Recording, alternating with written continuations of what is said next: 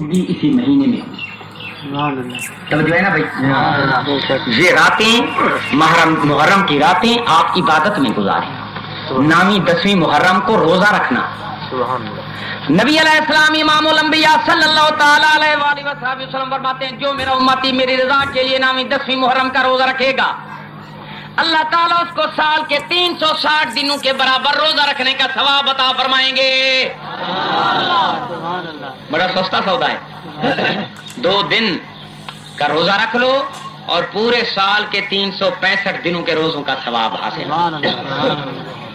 یہ پاکیزہ راتیں VCR پہ ڈرامے نہیں دیکھنے. سمجھ آئی بھائی؟ یہ پاکیزہ راتیں جتنی 8-7 راتیں بچ چکی ہیں ان کو عبادت میں گزار. زیادہ نہیں تو کم از کم ایک ختم قرآن شریف کا کر لو ان راتوں میں. مسلسل سارے روزے نہیں رکھ سکتے, 9ویں 10ویں کا روزہ رکھ لینا.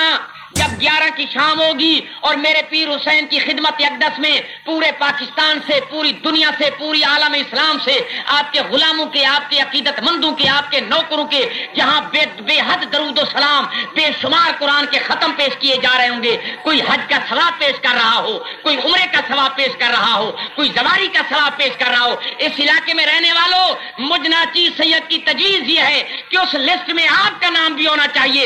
کم از کم 9ویں 10ویں محرم کے روزے کا ثواب اور قرآن کے ختم کا ثواب میرے پیر حسین کی خدمت میں تمہاری طرف سے پیش ہونا چاہیے. نعرہ تکبیر, نعرہ رسالت, نعرہ خلافت, نعرہ حیدری, حسین.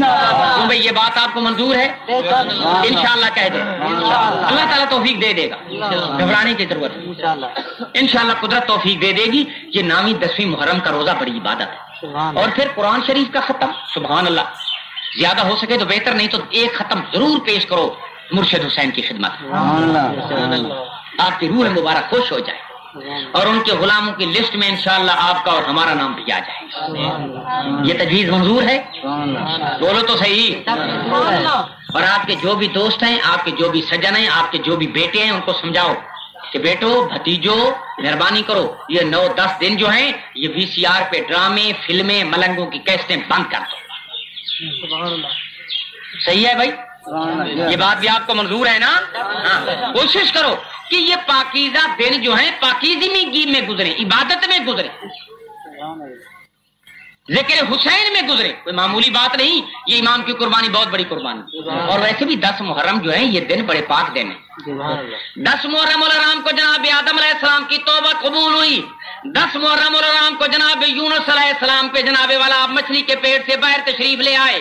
10 محرم تاریخ کو جناب یوسف علیہ السلام کنویں سے نکلا.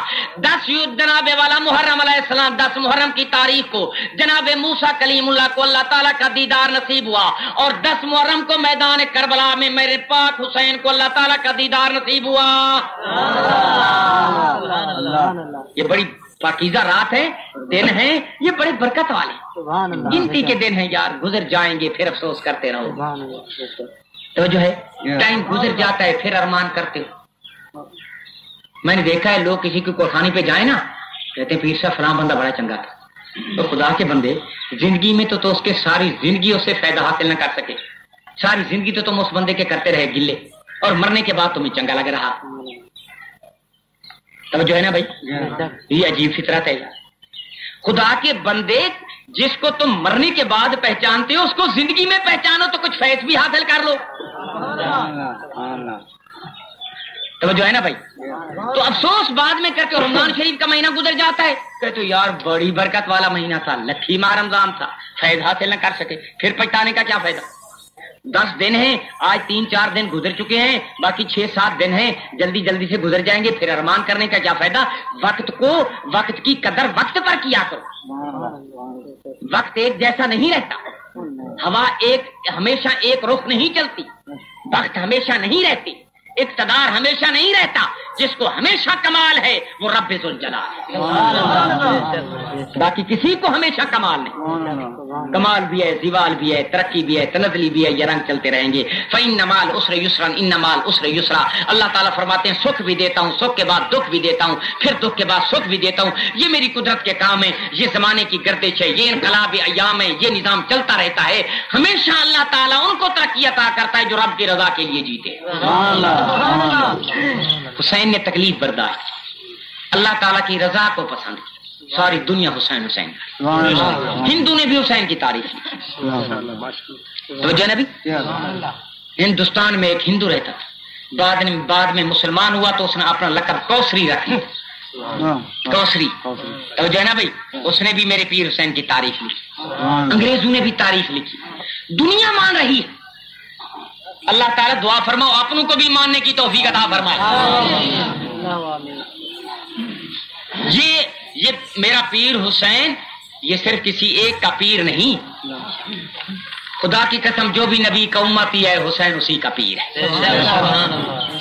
جو بھی لا الہ الا اللہ محمد رسول اللہ پڑھتا ہے حسین اسی کا پیر ہے۔ سب کہہ دو واہ حسین، محبت سے کہہ دو واہ حسین۔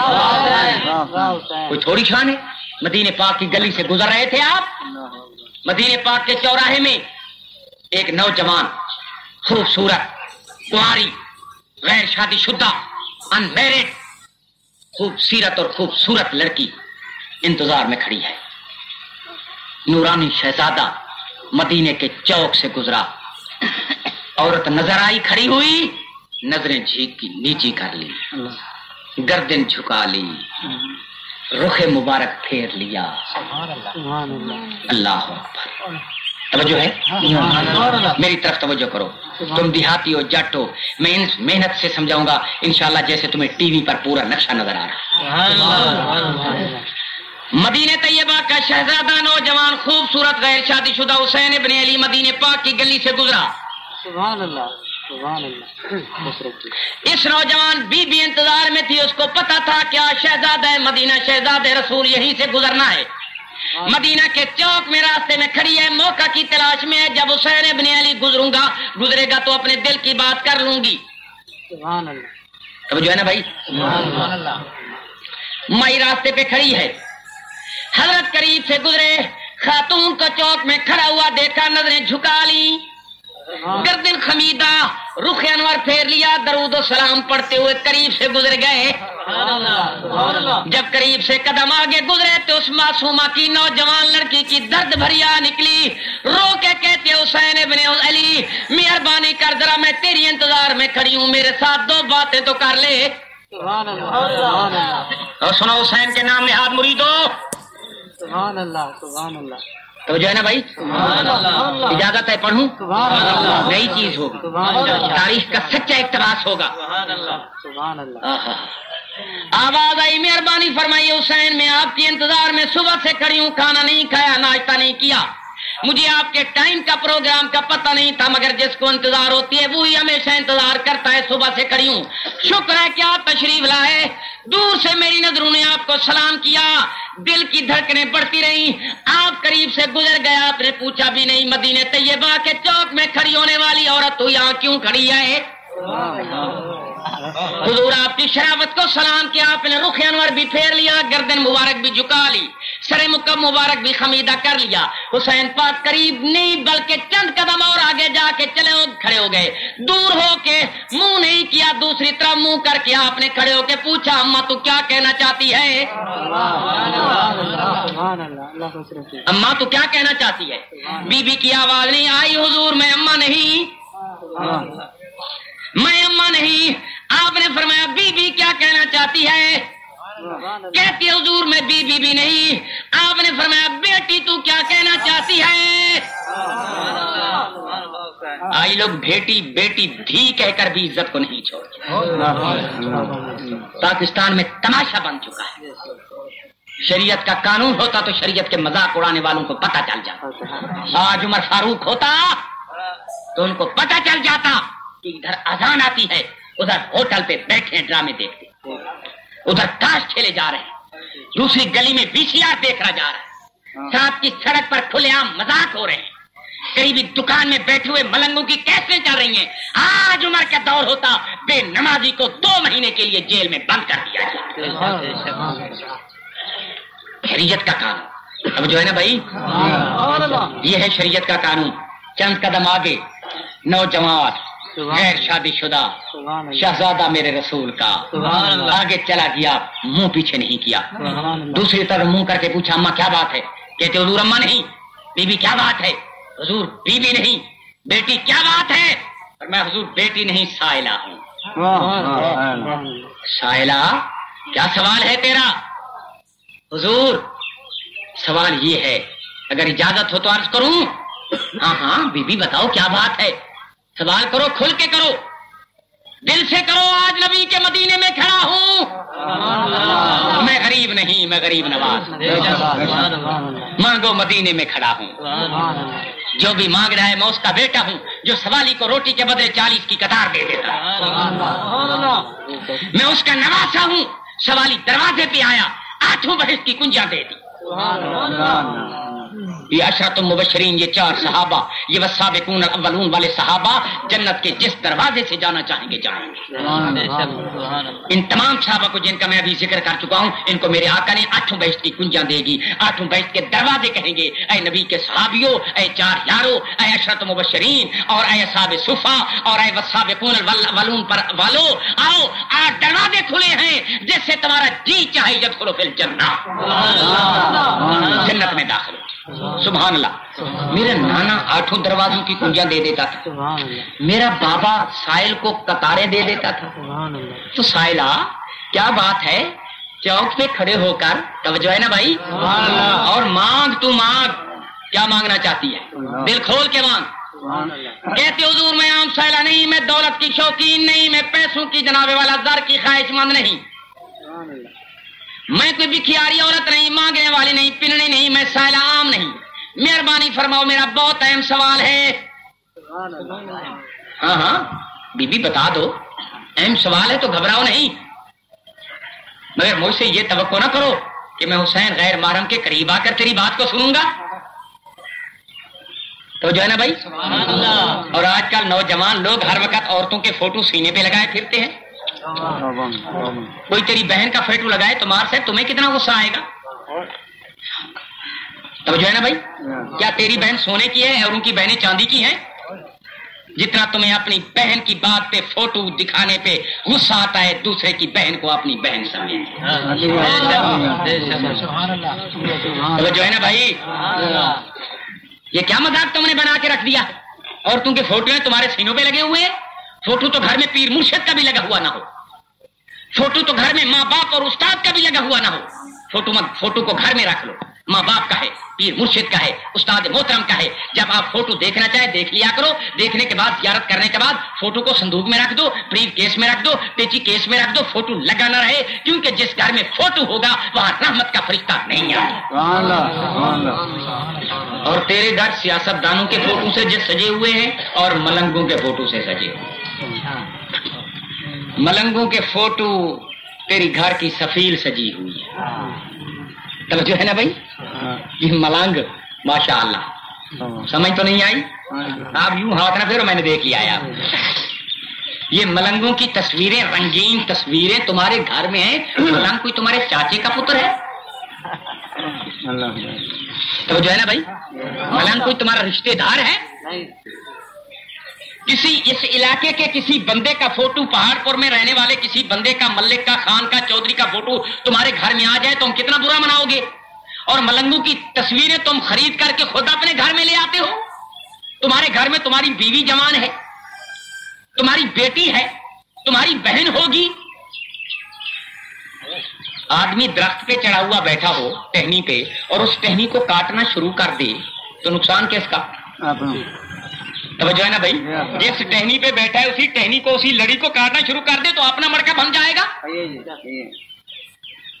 तुम जिस टहनी पे बैठे हो उसी को खुद काट रहे हो, अपने मुआशरे को तबाही के किनारे की तरफ लेके जा रहे हो। खुद मलंगों की तस्वीर ले आते हो और किसी को जुर्रत नहीं भाई, खुद ले आते हो। तो जो है ना भाई, मेहरबानी करो, नाराज ना होना, ये अच्छी बात है। ملنگوں کی تصویریں بند کر دو. یہ تجویز منظور ہے؟ بولو تو صحیح. مہربانی کرو سمجھا دو ذرا. تباہی ہو رہی ہے, معاشرہ تباہ ہو رہا ہے.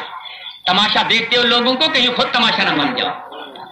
جناب حسین ابن علی اللہ تعالیٰ کی عظمت کی قسم ہے, چاروں طرف آپ نے نظر اٹھا کے دیکھا, اور تو کوئی ذات نہیں تھی مگر رب تعالیٰ کی ذات دیکھ رہی تھی. محمد کریم کا مدینہ تھا. اکیلی عورت میرا پیر حسین قریب نہیں آتا. کہتی ہے حضور اگر اجازت ہو تو میں قریب آ جاؤں. فرمایا نہیں, میں کھڑے ہو کر اپنے دل کی بات کرو. کہتی ہے حضور مہربانی فرماؤ, میں فلاں خاندان سے تعلق رکھنے والی ہوں. توجہ ہے, میں آپ کی تعریف سن کے آئی ہوں. آپ نبی پاک کے نور العین ہیں, آپ حسین ہیں. مہربانی فرماؤ آپ مجھے اپنے عقد میں قبول کر لو. میری بھی تمنا یہ ہے کہ میں حضرت بی بی زہرا بطول کی نوح بن جاؤں. کوئی برے کام کی نیت نہیں, برے کام کی شوقین نہیں. حضور یہ محمد کریم کا مدینہ ہے. میں آج کل کی عورت نہیں, میں بھی تیرے نانے کے ہاتھوں پر کلمہ پڑھ چکی ہوں, ان کی بیعت ہو چکی ہوں.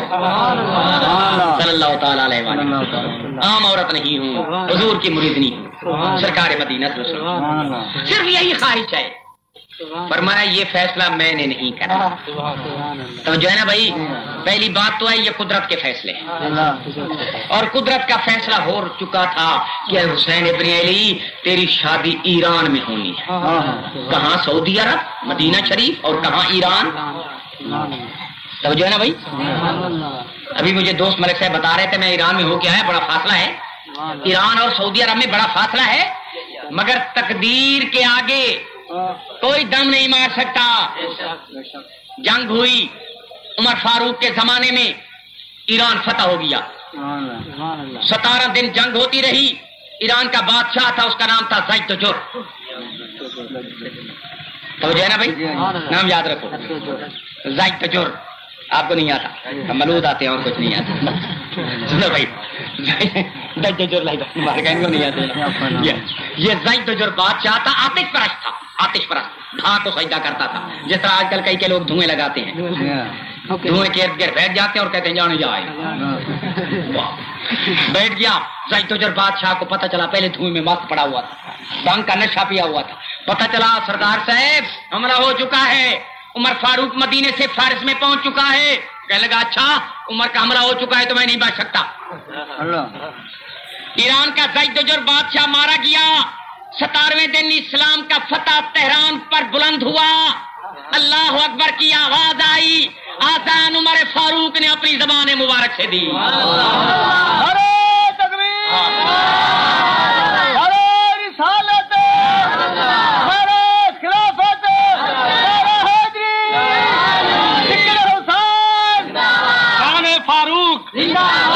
فاروق 17ویں دن جناب عمر فاروق نے صبح کی آذان جناب والا تہران کے قلعے پہ کہی. ایران کا بادشاہ مارا گیا, اس کا جو جناب والا دھواں تھا اس کو مسمار کر دیا گیا. یہ جوان لڑکی تھی, اس کا نام, جس کا نام ادب سے رہ رہا ہوں, حضرت سیدہ شار بانو رضی اللہ تعالیٰ عنہ. یہ بی بی قیدن بن گئی, مال غنیمت میں آ گئی. جب مال غنیمت میں آئی مدینہ شریف میں, میرے پیر عمر فاروق رضی اللہ تعالیٰ عنہ جب واپس آئے تو جو ہے نا بھائی, تو ابو جہل کا پتر جو مسلمان ہو چکا تھا, اس نے کہا یہ مال غنیمت میں آئیے مجھے دے دو. حضرت عمر فاروق کا بیٹا جس کا نام عبداللہ تھا, اس نے کہا ابو جان آپ بادشاہ ہیں, آپ نے ایران کو فتح کیا ہے, میں بادشاہ کا بیٹا ہوں, لہذا یہ بادشاہ کی بیٹی ہے, یہ مجھے دے دو. تب جو ہے نا بھائی, مگر آپ نے فرمایا نہیں, یہ مال غنیمت ہے, یہ حسین ابن علی کا حق ہے. اور صحابہ کی ذات پر توہین کرنے والوں, یہ عمر کے گھر میں بی بی نہ آتی تو آج حضرت اکبر اور حضرت عمر کہاں سے ہوتے. یہ اسلام کو بچانا, اتنی عظیم قربانیاں دینا, یہ اسلام پر حضرت عمر فاروق کا احسان ہے. لہذا مہربانی کرو آج سے عمر فاروق کے گلے کرنا چھوڑ دو. اور ذرا سنو قرآن کا 10واں پارہ, زیارت کر لو. وَاعْلَمُوا أَنَّمَا غَنِمْتُم مِّن شَيْءٍ فَأَنَّ لِلَّهِ خُمُسَهُ وَلِلرَّسُولِ وَذِي الْقُرْبَىٰ وَالْيَتَامَىٰ وَالْمَسَاكِينِ وَابْنِ السَّبِيلِ إِن كُنتُمْ آمَنتُم بِاللَّهِ وَمَا أَنزَلْنَا عَلَىٰ عَبْدِنَا يَوْمَ الْفُرْقَانِ يَوْمَ الْتَقَى الْجَمْعَانِ وَاللَّهُ عَلَىٰ كُلِّ شَيْءٍ قَدِيرٌ.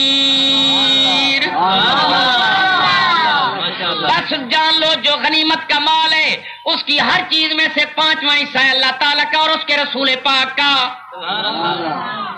آپ نے یہ بی بی حضرت حسین ابن علی کا نکاح خود حضرت عمر نے کیا, اپنی زبان مبارک سے پڑھا.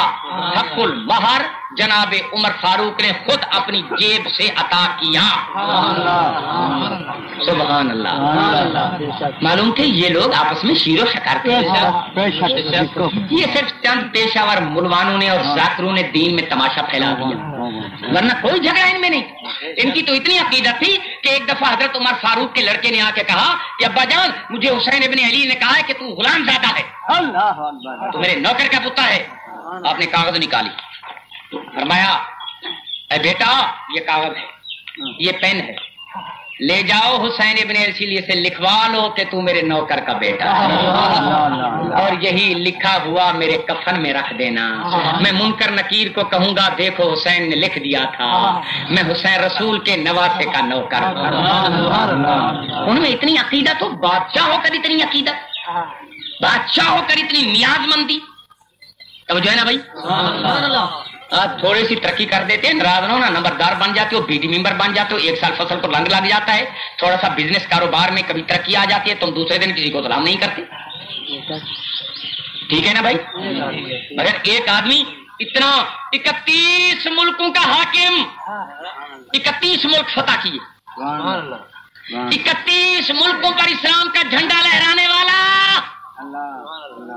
میرے نبی کی مراد عمر فاروق کہہ رہا ہے کہ میں حسین ابن علی کا نوکر ہوں.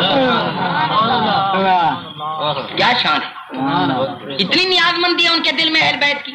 اللہ تعالیٰ تمہیں بھی اہل بیت کی محبت عطا. سب کہہ دو سبحان اللہ.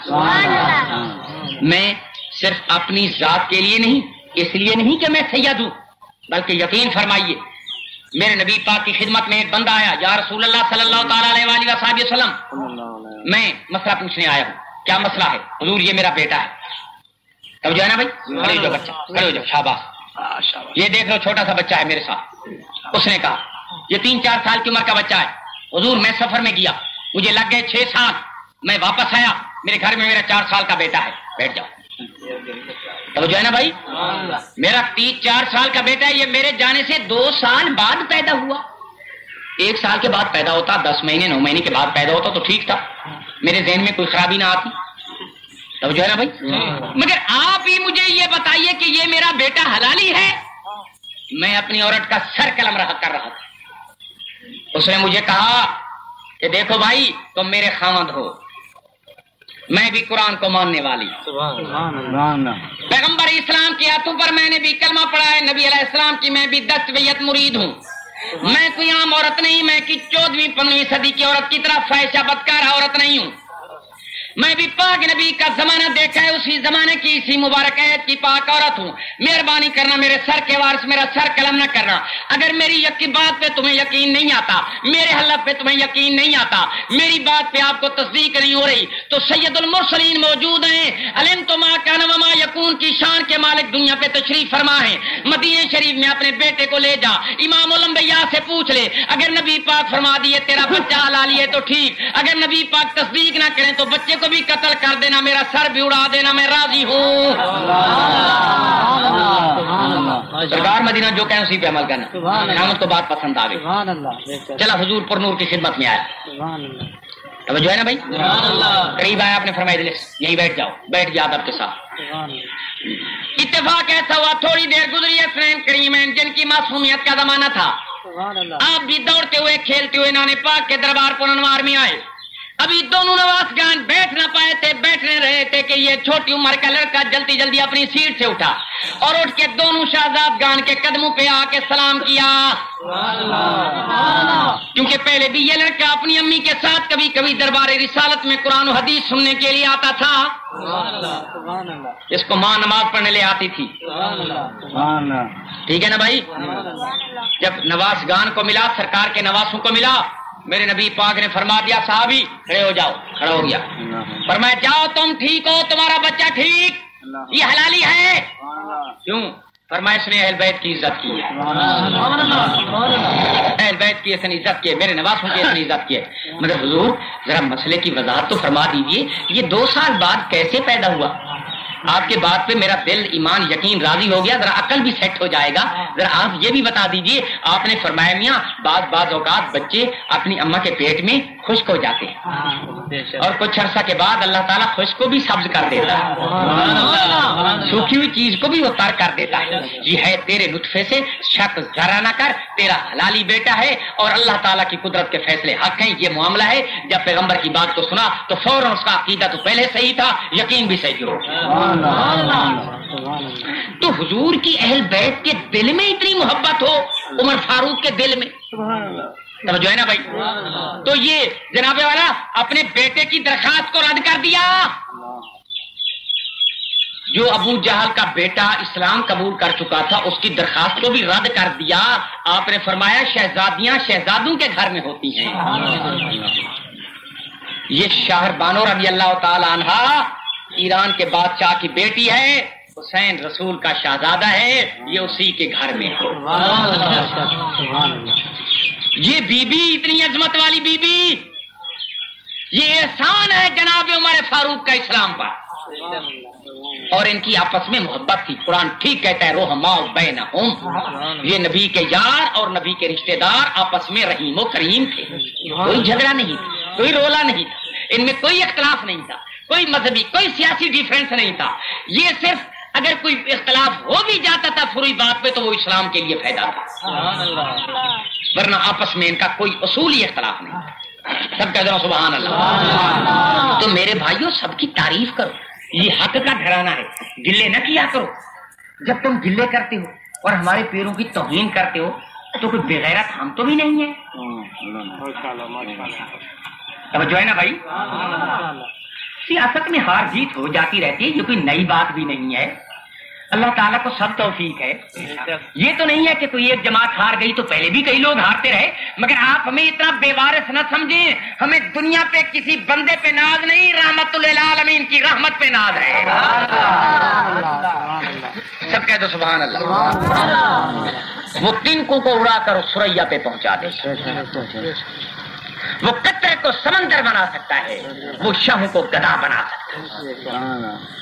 کل جو شہنشاہ تھے، حکومتوں کے مالک تھے، آگے پیچھے فوج ہوتی تھی، آگے پیچھے فورسز ہوتی تھی، آگے پیچھے پولیس ہوتی تھی، آگے پیچھے کتنے سیکورٹی کے انتظامات ہوتے تھے، توجہ ہے نا بھائی؟ آج اکیلے پھرتے ہیں، سلام بھی کوئی نہیں کرتا۔ ٹھیک ہے نا بھائی؟ حقیقی اقتدار اللہ تعالیٰ کو، حقیقی مالک کون ہے؟ سب کہہ دو اللہ تعالیٰ، محبت سے کہہ دو اللہ تعالیٰ۔ لہٰذا میں اپیل کرتا ہوں کہ جو ہمارے پیروں کی توہین کرے گا ہم بھی برداشت نہیں کریں گے۔